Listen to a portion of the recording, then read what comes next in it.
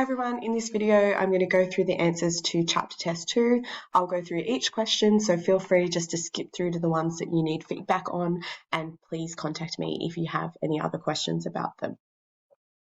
So question 1 says parallel box plots would be an appropriate graphical tool to investigate the association between the monthly median rainfall in millimetres and the. So we have one variable here actually, which is monthly median rainfall. And since it's in millimetres, I just want to point out then this means that we're working with a numerical variable, which in terms of us setting up a box plot then, the numerical variable is going to give me that scale, and then I'm going to have my box plot, and since it's a parallel box plot, I would have 2, maybe 3, however many. But that means then I need to know what variable it is that gives me these separate plots.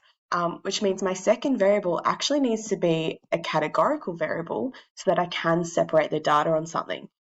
When I read all of these different options then, the vast majority of them are numerical variables. So monthly median wind speed in kilometres per hour, that's numerical, not my answer. Monthly median temperature in degrees Celsius, again, numerical, not my answer. Month of the year, January, February, March. Each month then is a categorical variable because they would all be nominal data.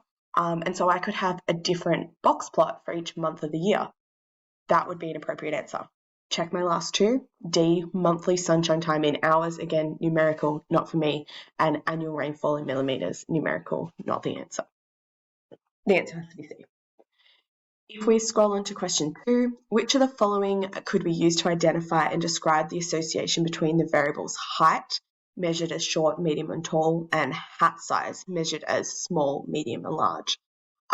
It gives me different charts that I can use, but again, I've got 2 different variables, and we know that depending on what type of variable I have affects what type of tool I can use. So height, in this case with short, medium and tall, that's a categorical variable, and more specifically, that's an ordinal variable. And again, hat size, as small, medium, tall, that's also a categorical variable, and more specifically, an ordinal variable. That straight away means then any charts that use numerical data, I can't use. So a histogram requires numerical data, that's out. A scatter plot uses numerical data on both axes, that's out. Parallel box plot, we just said before, they have a numerical scale, so that's gone. A segmented bar chart, this one would be my best option because I can stack in the bar chart. This might be short people, but then this might be their hat sizes, and then I might have another one for then like medium people and their hat sizes, blah, blah, blah. And then a back-to-back template that uses numerical data, so not the answer there. Question 3. A least squares line is used to model the association between arm span in centimetres and height in centimetres. Least squares line, so we've got a scatter plot, we've got numerical variables for both. With the values of the y-intercept and slope left unrounded, the equation of the least squares line was found to be arm span equals blah, blah, blah.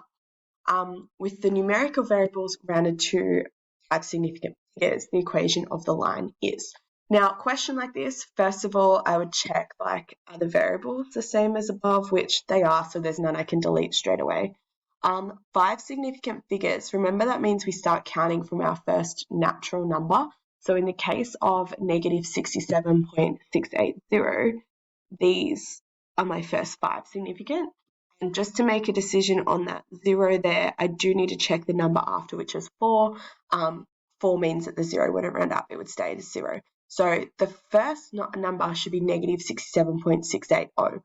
Just using that logic, I can get rid of A, I can get rid of C, and I can get rid of E. So I'm now deciding between B and D as my answers. When I apply the same logic now to the slope of the line, if I look here and count in 5, so 1, 2, 3, 4, 5, this 7 here is my 5th number, but I do need to look at the one after it, which is a 5. That means that the 7 then will round up to become an 8. So my next number should be 1.3558, and so my answer for question 3 is B. Question 4, this one just stumped us a little bit. It says here that a least squares line fitted to a scatter plot will always. Remember the point of the least squares line, if I've got all my random dots of my scatter plot and I'm trying to fit a line through them that fits the best way through it to make all of these vertical distances, which I call my residuals, as small as possible. That's the point when I squiggle the line through there. And our calculator does all of those calculations for us. So the best answer then in this one is actually C. It'll minimize the sum of the squares of the vertical distance from each data point to the line. And it is called the least squares line, and it uses the squares of those vertical distances, or the residuals, because if they didn't square them, the positive and negative values would just cancel each other out and it become 0. So they square them. All right, questions 5 to 7. Look at this question here. It says, scatter plot below displays the beak length and beak width of 68 birds of the same species, and a least squares line has been fitted to the data. Before I read on, every single time with a question like this, I will label that my EV for my explanatory variable goes on my x-axis and my RV is on my vertical axis, on my y-axis. So I keep that in mind. It does tell me as well that there are 68 pieces of information and that the R value is 0.8616, which is repeated down here for me. It then also actually says in the question, if I scroll down further though, that the least squares line is fitted and beak length is the explanatory variable, which I'd made that decision. I scribble it next to the graph so I don't have to hold on to that information anymore.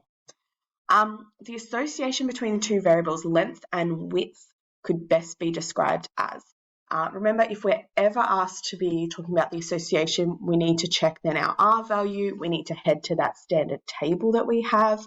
R here is 0.8616, and an R value greater than 0.75 is always a strong positive. And we can look at this and see that there's a linear association. So my answer here is C, a strong, positive, and linear. Please make sure you have that table in your reference book. If you don't know what I'm talking about, please ask me what I mean by the table. Question 6 then, it wants the equation of the line. Now, a couple of things here. We established before that length is our EV and width is our RV. So if I'm writing the line, remember our rule is always RV equals A plus B times our EV. So this should always be width equals something. So straight away I can get rid of D and E because they start with length, so they're not my answer. I then have 3 other rules to pick from. Because of this, what I need to do is I need to pick 2 points on the line, and I'm going to scroll in to help us pick them. 2 points on the line and their coordinates, and use them then in my calculator. Now, what I do want to point out is a little trick here.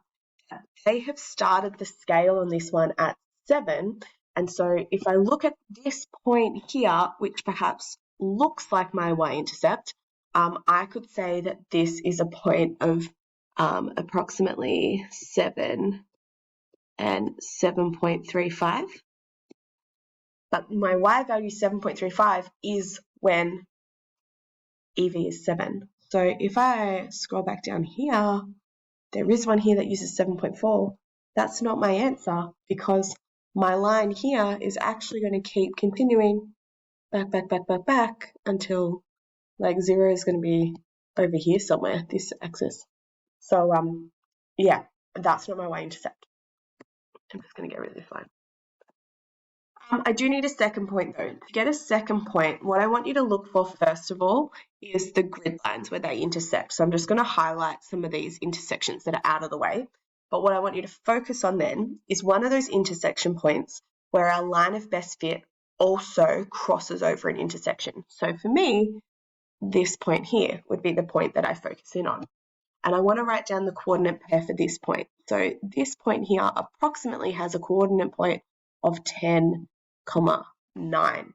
Now remember, when I'm giving my coordinate pairs, I'm giving them as my EV value and then my RV value. So we're going to head to our calculator now and we're going to go to the statistics menu. And for each point, I'm going to put their EV value in list 1. So you put 7 here, and I'm going to put 10.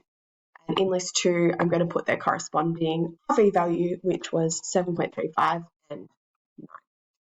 And I actually only need 2 points on the line to get the approximate rule. So now if I go calc regression, linear regression, XList is on list 1 because I put my explanatory data in list 1, Y-list is list 2, and press OK.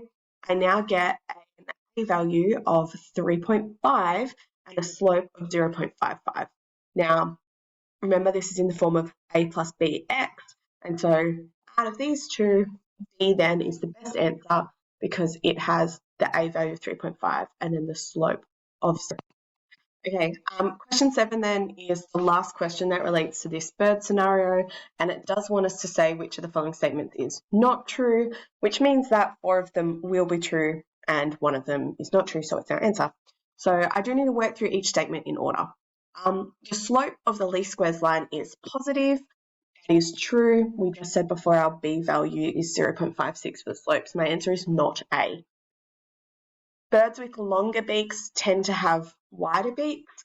If I look back up here, longer birds, so length along here, okay, that might be like this guy, has a higher width as well.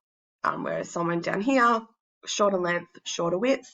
So yes, it is true that birds with longer beaks tend to have wider beaks. So again, B is not my answer. There is a strong positive linear association between beak width and beak length for these birds. That is also true. We established that before in question 5. Approximately 74% of the variation in beak width is explained by the variation in beak length. Remember, like this here, and using this 74%, is our interpretation sentence for our coefficient of determination. So this is talking about R squared. Now, I actually know my R value in the question. So if I scroll up here, it told me before that R was 0.8616. So if I put that in my calculator and square that, because I need to check then if I do get this number, let's do 0.8616. If I square that, I get 0.7423, blah, blah, blah, blah, blah. And as a percentage, that is 74%. So D is actually also true, which means it's not my answer.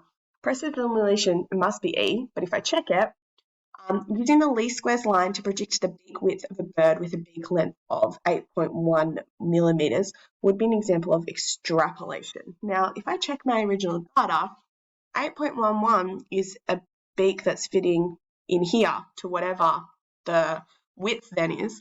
That is within the range of my original data. So this wouldn't be extrapolation, that would be interpolation. So therefore E is not true, E is my answer to question 7. I am going to stop this video here, and so click through to part 2 to see question 8 onwards. Thank you.